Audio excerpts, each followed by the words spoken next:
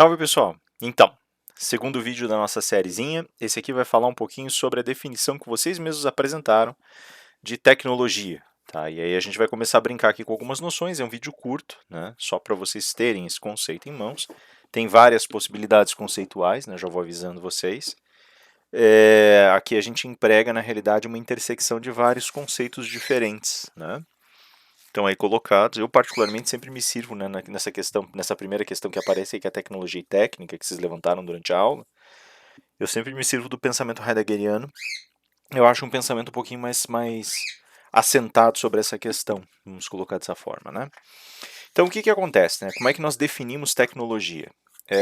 No começo da definição de tecnologia, foi trazida à tona a ideia de técnica para a gente, porque a tecnologia, ela, num primeiro momento, foi definida pelo grupo como sendo um conjunto ou qualidade de certos avanços determinados, né, dirigidos para a facilitação da aplicação da técnica dentro de uma determinada realidade social ou humana. Significa dizer, portanto, que a tecnologia é uma ferramenta. Né? O universo tecnológico é o universo de um conjunto de ferramentas que servem para essa facilitação do emprego da técnica. Tá? Até aí tudo bem, perfeito. Né? Veja que a gente geralmente fala, e esse é o ponto interessante, que a gente geralmente fala de tecnologia referindo-se a objetos tecnológicos, né?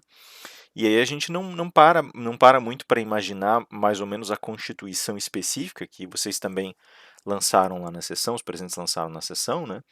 Dessa base etimológica do termo tecnologia, né, que vem justamente desse legado de uma lógica, de um estudo, de uma conformação discursiva e de uma conformação racional daquilo que nós podemos entender ser a tecné. Né, e a tecné é justamente o leque geral de ofícios que nós temos no que diz respeito à interferência do ser humano no espaço cultural.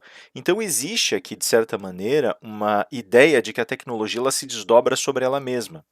E ela começa a analisar a própria realidade cultural do ser humano, de modo que essa realidade cultural vai se desdobrando, vai se refinando, vai se especializando e vai se tornando cada vez mais aguda. Tá? Isso também faz com que a leitura que nós fazemos da cultura seja muito tangencial da leitura que nós fazemos desse universo da tecnologia. Isso porque não raro nós vamos criar, digamos assim, uma interpolação entre os objetos culturais e os objetos tecnológicos. Lógico, né, a gente discutiu isso na sessão, que nem todo objeto cultural vai necessariamente ser um objeto tecnológico. E nem todo. Agora, todo objeto tecnológico vai ser efetivamente um objeto cultural. Né? Vamos alinhar um pouquinho melhor esses termos. A gente fala objeto cultural e objeto tecnológico. Né? Um objeto cultural, algo que tem uma auratização cultural, é tudo aquilo que sofreu ou sofre, em alguma medida, uma intervenção, um estado compreensivo do ser humano. Né? Então, se o ser humano ingressa num estado contemplativo e cria, por exemplo, uma, um processo de significação para um objeto cultural determinado, para uma coisa, perdão, para um objeto determinado, ele automaticamente pode ser entendido como sendo um objeto apreendido pela cultura. Né? Se ele sofre algum tipo de intervenção, aí nós já temos talvez a interferência humana como algo que plasma sobre o próprio objeto e torna, de certa maneira, apreensível a nossa reflexão sobre a cultura. Tá? A tecnologia ela tem um âmbito bastante peculiar. Ela é resultado dessa intervenção do ser humano sobre estados naturais, por isso é resultado de uma interferência cultural, mas ao mesmo tempo o seu propósito é potencializar intervenções futuras, criar canais de facilitação. Eu posso, por exemplo, alinhar árvores num jardim sem ter nenhum propósito especial que não um propósito estético. Isso não significa que haja ali uma tecnologia. Pode significar que certas tecnologias foram empregadas para fazer aquilo acontecer. Né? Mas não significa que eu tenha conformado uma tecnologia com aquilo. Agora, e aí vem a questão interessante, eu me sirvo aqui do Dewey, né? Quando ele fala especificamente, por exemplo, que se você vai a uma praia e encontra um tronco preso a uma pedra, como se ele fosse usado como alavanca, ali você tem um exemplo de intervenção cultural. E digo mais, ali você tem um exemplo de interferência que gerou uma tecnologia. Né? Você está utilizando certos princípios da física e gerando uma intervenção no teu ambiente, de modo a facilitar o teu controle ambiental. Tá? Então, basicamente, a tua técnica, o teu conjunto de técnicas ou ofícios, que são forças transformadoras, são automaticamente facilitados pela geração, pela arquitetura de um projeto, de um artefato, né, de um projeto de um objeto, que vai facilitar a tua vida. Tá? Notem que esse objeto não precisa necessariamente ser preensível, né? Ele não precisa ser um objeto. Eu uso o termo preensível para não usar concreto, né? Mas é um objeto que seja, né, palpável, posso pegar com as mãos. Ou... uma tecnologia pode ser um pedaço de linguagem, uma tecnologia pode ser, né, pode ser uma ideia, né? Você pode desenvolver, então, por exemplo, eu posso desenvolver tecnologias sociais, estratégias de organização social que são absolutamente imateriais, né? Nada impede, né? É, eu posso desenvolver tecnologias linguísticas, né? Existe a própria linguagem, ela aparece nesse sentido como uma força modificadora das razões, das relações que os seres humanos travam entre si, é o que faz com que os seres humanos sejam únicos, né? A própria linguagem faz isso. Eu posso desenvolver a linguagem, ela tem inteligências internas que desenvolvem pequenos artefatos linguísticos internos. Então, se eu for trabalhar pelo ângulo da semiosfera, nada me impede, né, de ter aí, sob essa definição, tecnologias internas à própria linguagem. Tá? Então a tecnologia ela faz isso, ela conforma certos objetos culturais que são bastante especializados, porque eles querem, através do emprego técnico que foi exercido sobre eles, facilitar posteriores empregos técnicos. E aí entra a questão, né? Porque o que a gente. Vamos realinhar os nomes só, porque a gente falou em objeto cultural e objeto tecnológico.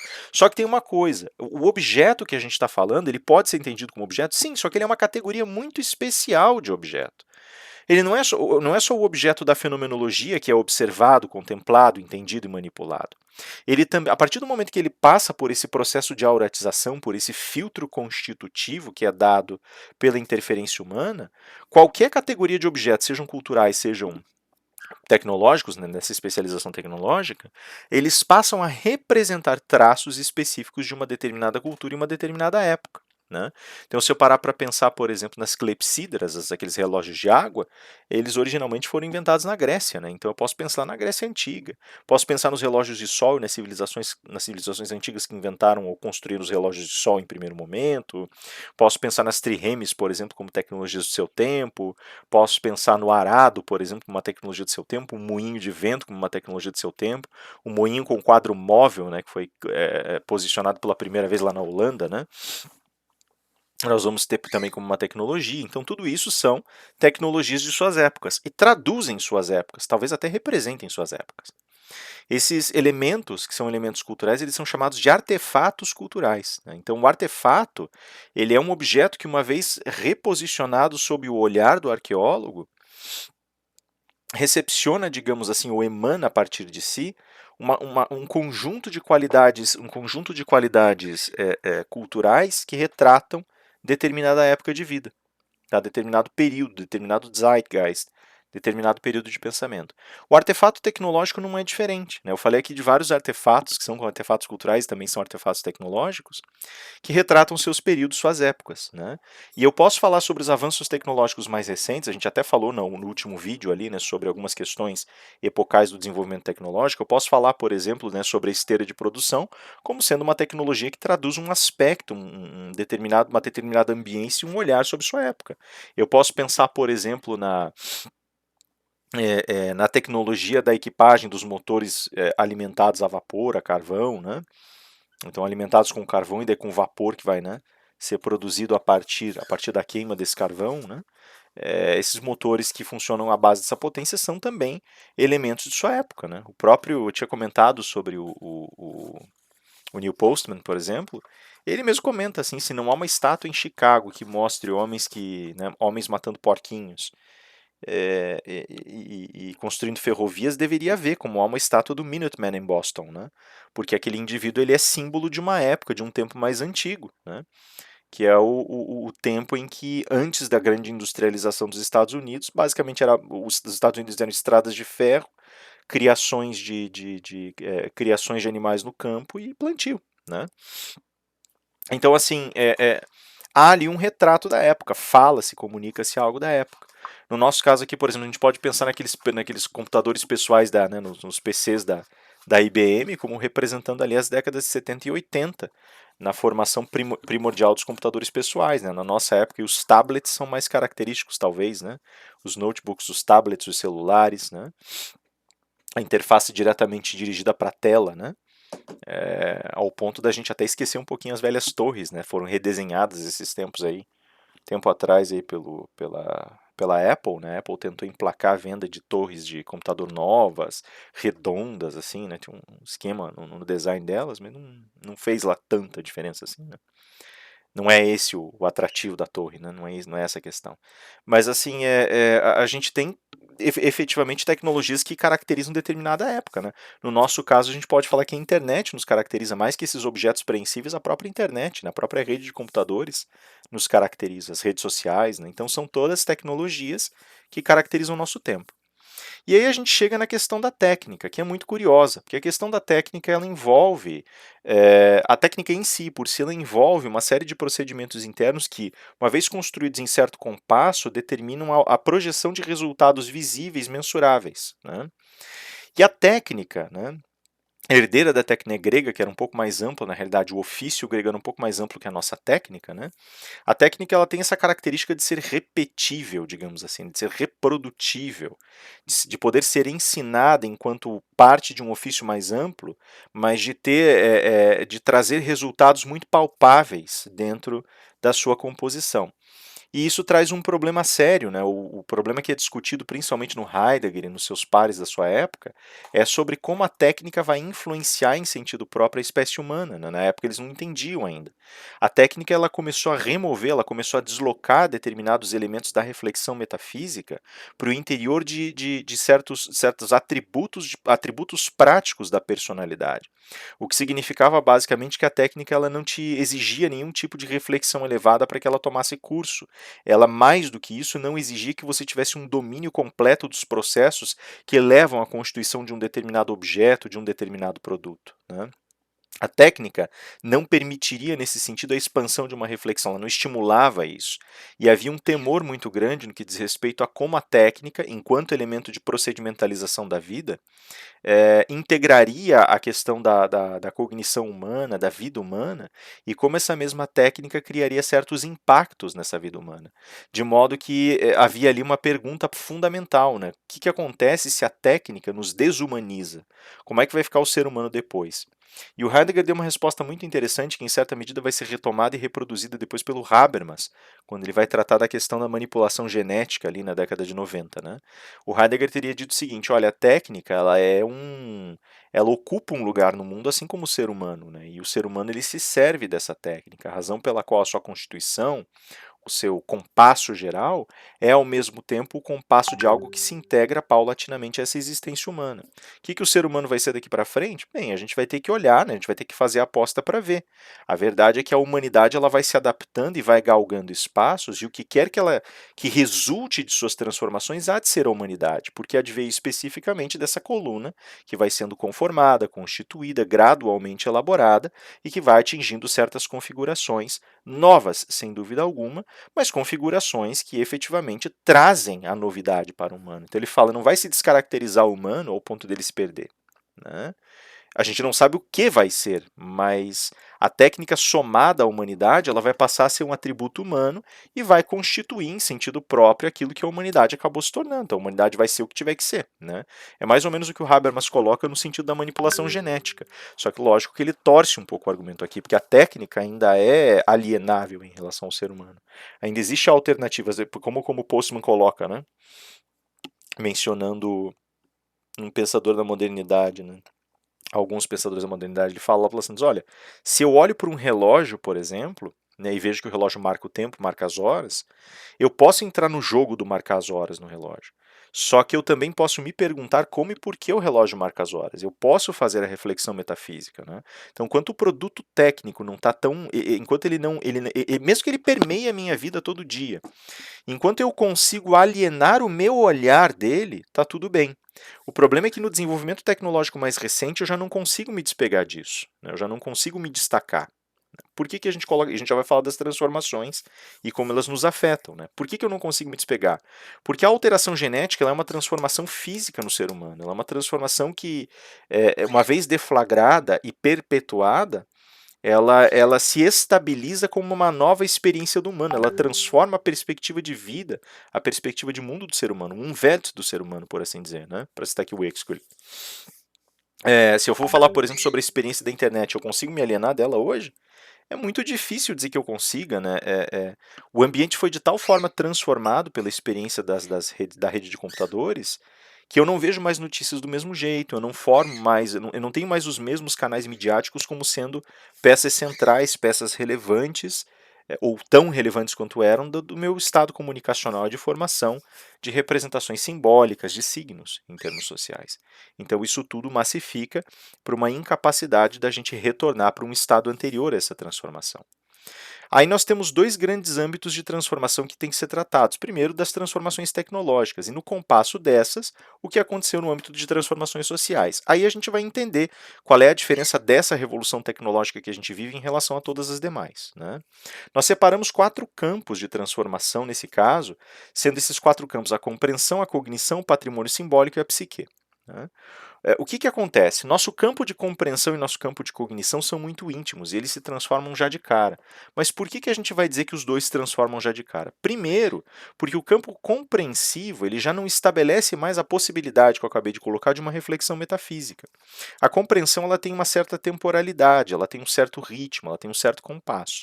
E a compreensão exige uma largura de tempo, uma largura de espaço, uma largura de dimensionamento, de modo que eu possa deixar os assuntos assentarem na minha consciência, para que eles venham a ganhar espaço. Mais que isso, a compreensão só é atingida quando, além de só assentar na minha consciência, também me permite entender as transformações graduais das minhas relações humanas diante do foco que está sendo gerado.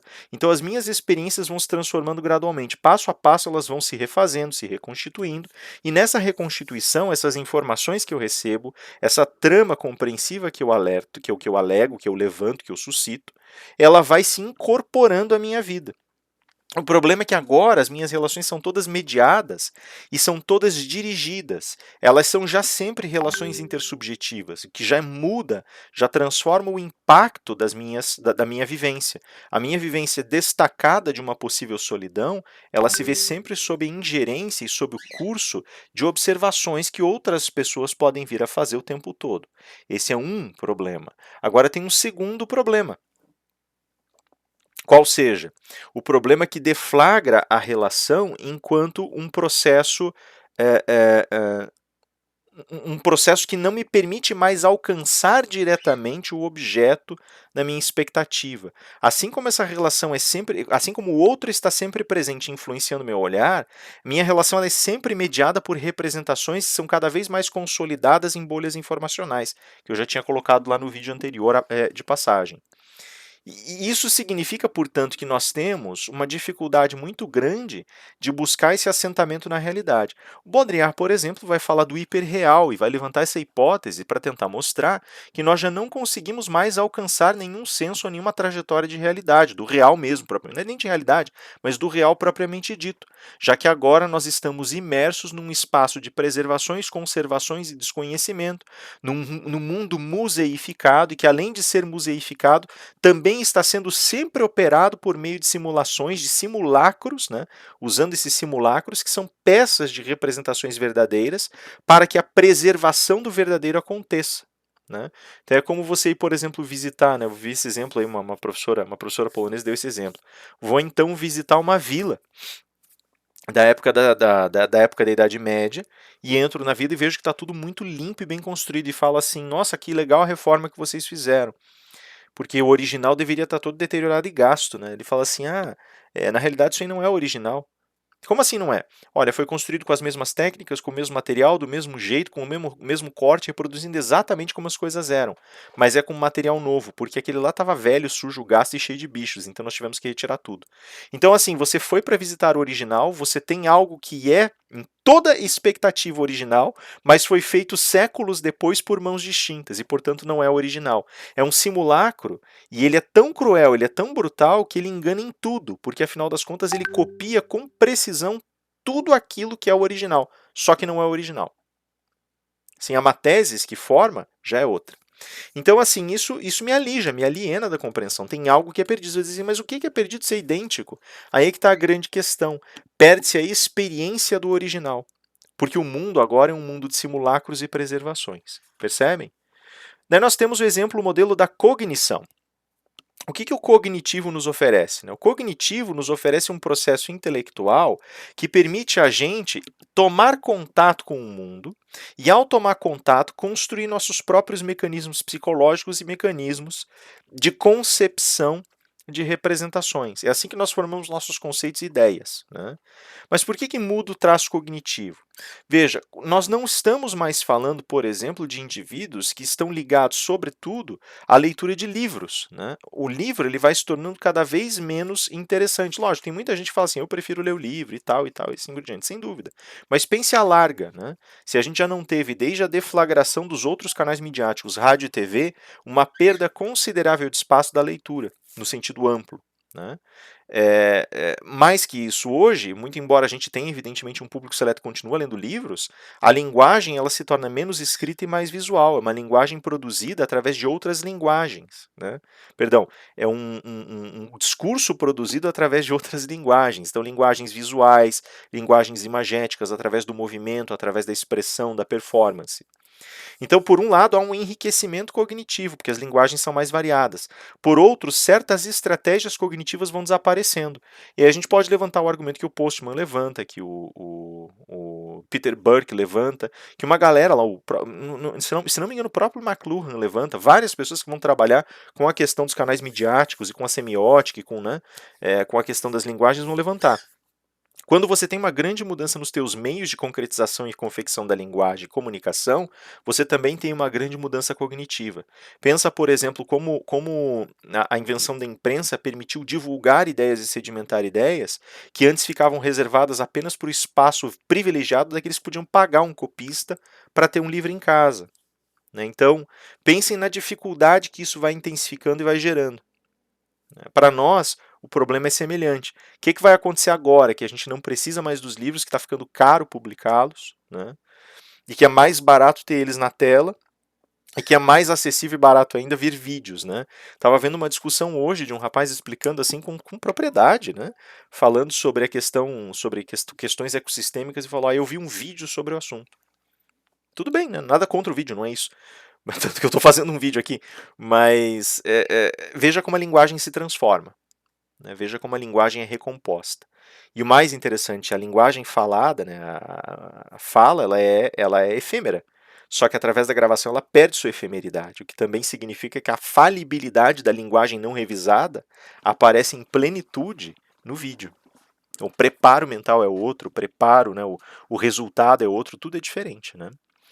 Veja, também há uma terceira transformação que a gente chama de transformação do patrimônio simbólico. O que é o patrimônio simbólico? O patrimônio simbólico ele é o conjunto de símbolos que somam e tentam demonstrar as explicações possíveis do ser humano a respeito do inconsciente coletivo e do seu próprio inconsciente. Então, o patrimônio simbólico ele basicamente debruça como as várias culturas, ele debulha como as várias culturas vão ler o inconsciente coletivo e como elas vão cinzelar e conformar o inconsciente coletivo. Tá? O que significa dizer, por que o patrimônio simbólico muda? Primeiro, porque nós começamos a incluir elementos simbólicos que não pertenciam à nossa própria cultura, trazendo elementos simbólicos de outras culturas e galgando um espaço. Isso é um benefício no primeiro momento. Né? Nós alcançamos uma nova esfera de leitura do patrimônio simbólico, que relativiza as próprias representações simbólicas, mas tenta alcançar uma experiência mais profunda, em termos psíquicos, por exemplo. Ao mesmo tempo, contudo, essa mudança do patrimônio simbólico também traz uma homogeneização consequente do patrimônio simbólico. Né? Há uma perda que cada símbolo perde força e todos eles são emparelhados. Né? Então a cruz, que é a árvore da vida, que é a serpente no madeiro, que é. E assim vai sendo reduzido, vai sendo enxugado como se tudo fosse a mesma coisa, e vai removendo aos poucos um pouco do conjunto de identidades presentes em cada cultura, em cada espaço. Né? E por fim, a gente tem uma transformação psíquica muito forte, porque nós temos uma virada tremenda no patrimônio simbólico, ela também vai transformar as nossas relações sociais. E o âmbito psíquico com isso também sofre. Nós, por exemplo, perdemos a capacidade de realização pública de certos elementos do patrimônio simbólico em nome de um desenvolvimento tecnológico que já não tem mais tempo para isso. Né? Você vê, por exemplo, vou usar aqui uma figura, né, por exemplo, uma figura bem solta, bem frouxa, mas há 70 ou 80 anos, para ingressar no mercado de trabalho, uma pessoa tinha que ter estudo e experiência. Ela ia amadurecendo e depois de um certo estágio de maturidade ela recebia certas responsabilidades. Havia uma ordem, havia uma geração específica dentro desse universo. Hoje tem 5 grandes gerações que estão misturadas no mercado de trabalho, né? Então, você tem a geração anterior à minha, né? A geração dos meus pais, a minha geração, a geração imediatamente posterior à minha, a geração lá de 2000 e 2000 uns quebrado e a geração dos mais jovens, né? Que hoje estão ingressando no mercado de trabalho. Então são 5 gerações, né? Com mentalidades muito diferentes e olhares de mundo muito diferentes. Ah, mas isso representa um empobrecimento? Não é um empobrecimento, você enriquece o diálogo, que é maravilhoso. Só que existe uma consequência que vem atrás disso. Você pensa, por exemplo, você pegar uma pessoa que tem 16 anos de idade, 15 anos de idade, e colocar no mercado de trabalho, porque ela tem domínio técnico, porque ela já aprendeu, por exemplo, a ser programadora, né? E você exigir dela que ela tenha a maturidade de uma pessoa de 50, 40, 50, 60 anos de idade, para trabalhar em equipe, para aguentar pressão, para, né, aguentar esse tipo de sacrifício que uma carreira de alta performance exige. Existe a brutalização da geração, existe uma perda para esse indivíduo. O que eu quero dizer com isso é que nós já não temos mais, também existe uma diluição dos nossos rituais de passagem, que também não nos permitem, como eu coloquei no vídeo anterior, um amadurecimento. Nós tínhamos um ritual de passagem que evidentemente cercava o espaço de amadurecimento e diálogo amadurecido. Isso não existe mais. Foi uma barreira, uma fronteira que se perdeu, ela foi eliminada. E por ter sido eliminada, ela insinua também o narcisismo, como a gente colocou no outro vídeo, né? Veja, na esteira disso a gente tem uma grande colisão de transformações sociais, né, que vão aparecendo, né? Primeiro, a temporalidade. O tempo social é um tempo muito mais reduzido. Só vocês olharem para a vida de vocês hoje, né? Se antes a gente ainda tinha o compasso de separar ambiente de trabalho de ambiente caseiro, isso agora foi para o espaço com a pandemia de vez, né? Se a gente ainda tinha a possibilidade de ter tempo de resposta ou tempo para elaborar um trabalho antes de entregá-lo de volta, porque era necessário o tempo da comunicação. Se a gente escrevia cartas e refletia sobre as coisas que ia escrever, hoje isso não existe mais. Eu respondo o e-mail já, enquanto eu estava aqui no vídeo, eu estava olhando aqui algumas das mensagens, saber se tinha alguma coisa muito urgente, e ver, eu estou gravando um vídeo, estou vendo mensagens também. E aí a gente vai nesse sentido, nessa esteira, nesse volume. A gente vai trabalhando nesse sentido um conjunto de entrechoques, e esses entrechoques eles vão se atropelando, a temporalidade das coisas implodiu, né? Isso é uma coisa que o Virilio coloca, né? O Virilio coloca as questões da temporalidade e espacialidade muito bem. Vai dizer, o tempo de reflexão metafísica desapareceu, e o tempo, justamente o tempo, porque o tempo social se tornou a imediatidade. Eu vou terminar esse vídeo e vou lançar o link para vocês. Então, quer dizer, não tem nenhuma grande preparação, não tem nenhum processo mais demorado. A questão é que tem que haver uma preparação muito rápida para ver uma sequência muito rápida, né? O âmbito da espacialidade, por exemplo, também se perde, né? Se antes a gente necessitava estar num lugar comum, numa sala comum, para dar aula, para ministrar, para ver, etc, etc, etc, agora a gente já tem essa imediatidade do espaço. Eu estou desse lado da tela, vocês aí do outro, e a gente de repente achatou, sei lá, né, o ambiente da nossa cidade, ou do nosso estado, ou do nosso país, e de repente estamos todos juntos ao mesmo tempo. Ó, daqui a pouco tem aula, por exemplo, tem uma aula de revisão da turma de filosofia, a gente vai entrar em sala, tem gente que está fora da cidade, tem gente que está em São Paulo e vai assistir aula, né? Então existe essa implosão do espaço também, né? Que também é interessante, mas também é grave, né? Porque também significa que nós deixamos de pensar a apreensão do espaço como pensávamos e começamos a pensá-lo na transparência, na sublimação, na pontuação, na ausência de dimensões, né? Há uma transformação das relações, sem dúvida alguma. As relações próximas, como diz aquele livro do Bauman, né? As relações próximas são relações que passam a ser instanciadas pelo equipamento. Então agora o próximo se afasta e o que está longe se aproxima, porque ele passa a ser agregado pelo equipamento. De um jeito ou de outro, a relação humana começa a se desfazer. Na realidade, o que acontece? Não tem uma contradição aqui. A relação humana se torna menos humana, ao passo que há uma aproximação possível entre seres humanos. Os dois, na realidade, caminham na mesma marcha. Quanto mais pessoas eu conheço, menor é a tendência de eu conhecê-las profundamente. E quanto menos eu convivo com elas no dia a dia, menos eu capturo elementos individuais delas que podem se inserir e se inscrever na minha própria individualidade. Está aí o ambiente que nós temos, né? Então as relações são fragilizadas. Isso faz com que também aquele elemento da afexio, que vai gerar o direito moderno comece a se perder de uma certa maneira, de uma certa forma. Eu não preciso mais demonstrar afexo com pessoas... Aliás, eu demonstro essa afexo, eu tenho uma ligação da afexo por um senso de humanidade, mas no sentido jurídico, o fato de que não existe mais um monismo jurídico, existe uma necessidade plural sobre a incidência da consciência, sobre a incidência do direito sobre as consciências dos corpos, né? Já que as leis que incidem sobre mim são as leis daqui, as leis de fora, as leis de outras fronteiras, as leis de onde quer que um indivíduo veja esse vídeo, também em certa medida, né? Também eu votei veja que eu não estou falando sobre a questão da competência jurídica, tá? Mas simplesmente sobre a possibilidade de afetação do meu corpo, do meu corpus virtual, por exemplo, do meu vídeo, do meu trabalho que está lá fora, diante e sob outras leis, tá? Então, se eu tenho essa possibilidade agora, ao mesmo tempo eu começo a ver uma diluição dessa affectio. Porque eu também já não sei mais agora o que incide sobre mim e em que contrato social, aspas, eu ingressei, né?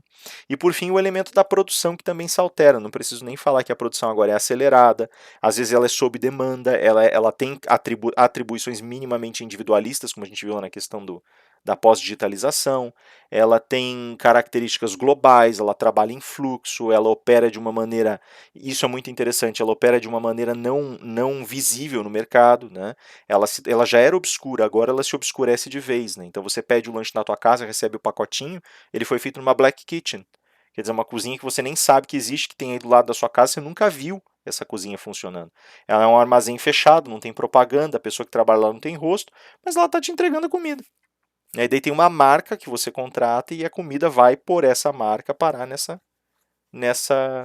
nesse ponto de entrega. Percebe? A produção se altera nesse sentido também. Ela se torna uma produção mais histriônica, em algumas passagens mais anônima, mas ela é também uma produção voltada para uma troca de marcas, voltada para uma troca de filosofias, que é o que acaba acontecendo hoje aí. Beleza? Então esse é o contexto das transformações sociais, psicológicas e tecnológicas, e como essa massa de elementos vai funcionar na progressão dos nossos temas. Próximo vídeo é um vídeo sobre intimidade, privacidade e direito à informação, e nele a gente vai comentar um pouquinho sobre a transição lá do modelo Warren Brandeis para esse modelo novo que a gente tem, que é o modelo do direito à informação, direito à reserva informacional, direito à identidade informacional, como esses direitos se esparramam, se bifurcam e como eles se proliferam numa tentativa de entender, de compreender, né, literalmente compreender no sentido de trazer para si essa nova realidade. Beleza, galera? É isso aí. Logo mais eu volto. Cuidem-se, Deus abençoe. Até mais.